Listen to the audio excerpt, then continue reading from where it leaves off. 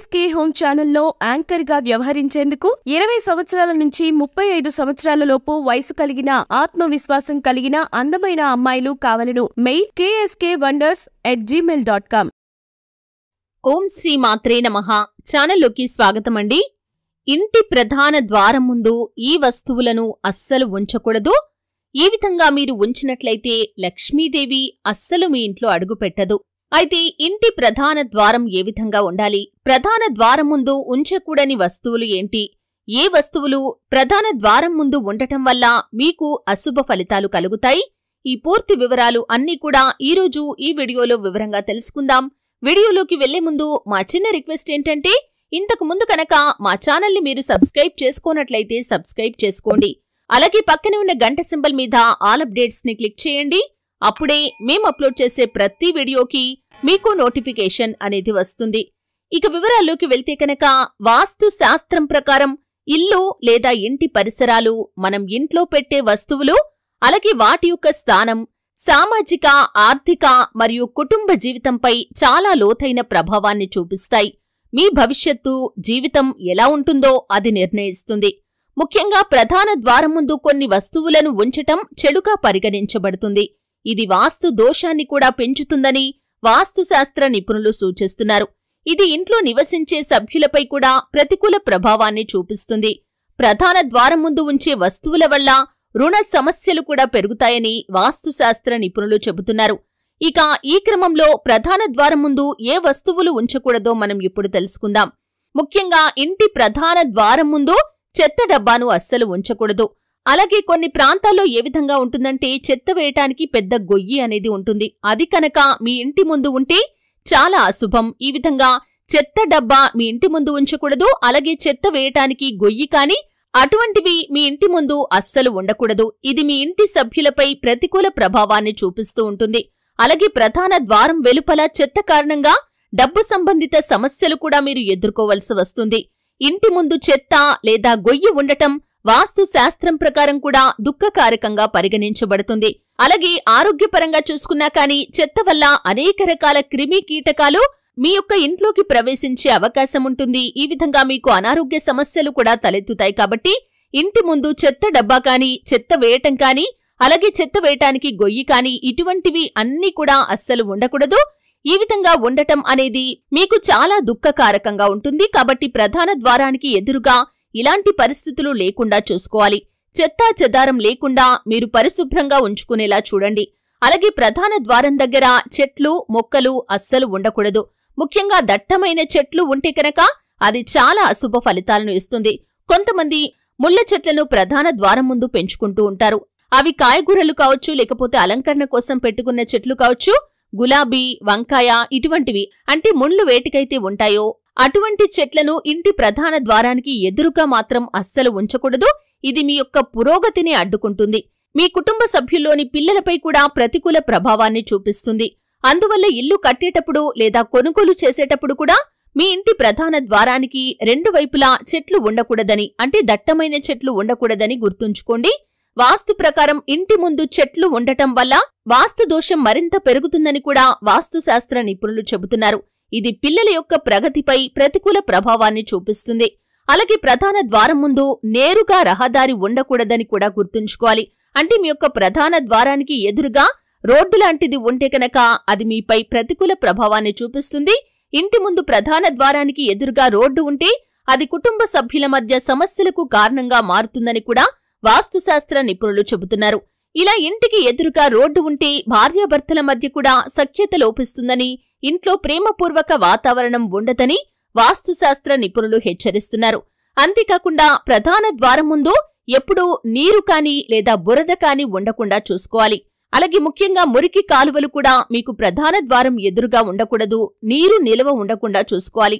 ఈ విధంగా ప్రధాన ద్వారానికి ముందే నీరు నిల్వ ఉంటే కనుక అది మురికి నీరుగా మారి దానివల్ల అనేక రకాల బ్యాక్టీరియాలు, క్రిమి కీటకాలు వ్యాప్తి చెందే అవకాశం ఉంటుంది. వీటి వల్ల అనేక రకాల వైరస్ల నుండి మీరు అనారోగ్యాల పాలయ్యే అవకాశాలు కూడా ఉంటాయి. కాబట్టి ఈ విధంగా నీరు నిల్వ ఉండకూడదు, మురికి కాలువలు ఉండకూడదు, అలాగే బురద కూడా ఉండకుండా చూసుకోవాలి. ఇలా చేయటం వల్ల ఇంట్లో వాస్తు దోషం నశిస్తుందని వాస్తుశాస్త్ర నిపుణులు హెచ్చరిస్తున్నారు.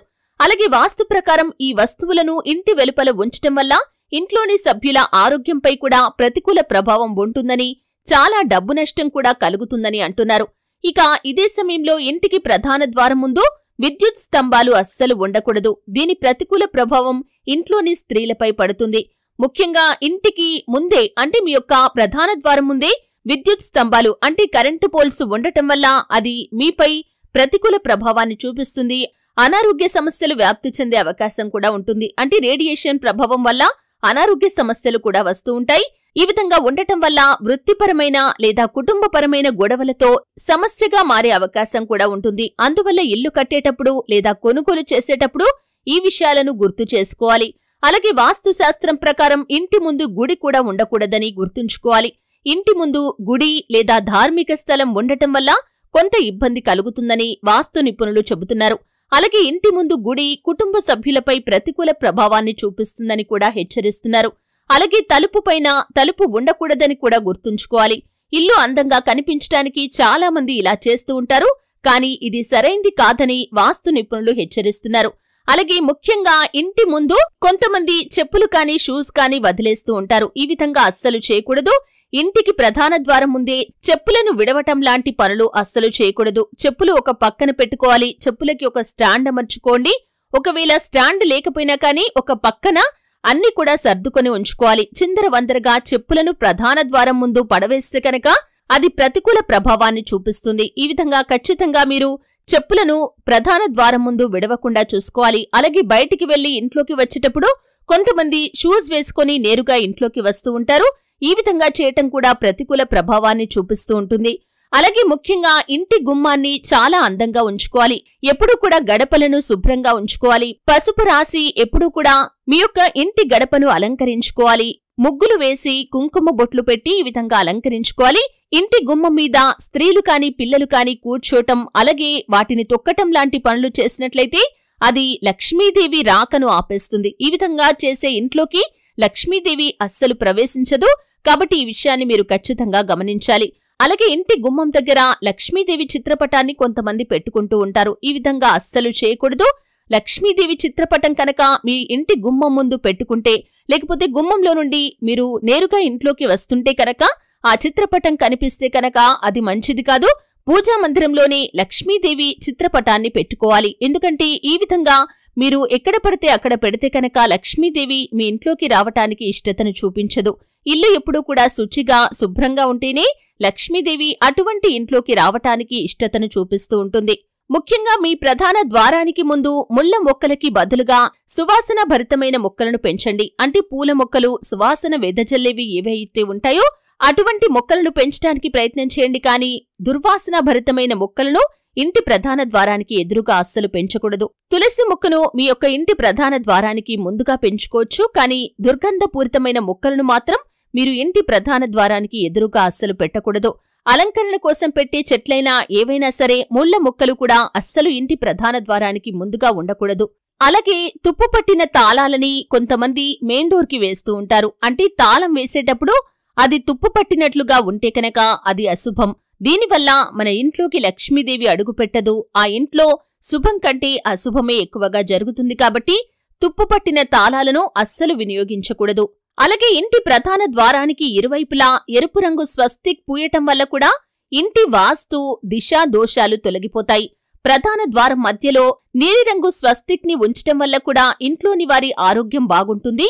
అలాగే స్వస్తిక్ ని తయారు చేసి ప్రధాన ద్వారం వద్ద పెట్టుకోవచ్చు.